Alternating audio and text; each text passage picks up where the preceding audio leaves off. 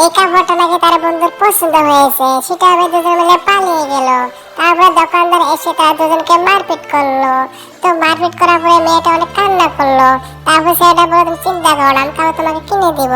সেটা তার রুমে চলে যায়। মেয়েটা অনেক স্বপ্ন দেখে যে কাপড় কিনবে। তো ছেলেটা পকেটে হাতে থেকে টাকা নাই, সেটা অনেক কান্না করতে থাকে। তারপরে ছেলেটা অনেক কাজ করতে থাকে। তো কাজ করার পরে কিছু টাকা পেলো।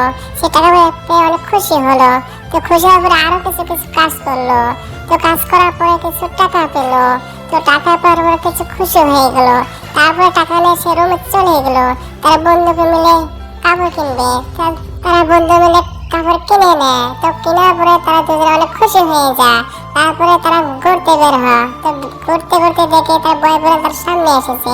দেখার পরে সে মেয়েটা তার চলে যায় বয়ফ্রেন্ডের কাছে। তখন ছেলেটা তাকে মনে মনে অনেক ভালোবাসতো। চলে যাওয়ার পরে সে অনেক কান্না করতে থাকে। হ্যালো বন্ধুরা, গল্পটা কেমন লাগলো? তো পার্ট 2 দেখতে চাইলে সাবস্ক্রাইব করে রাখো।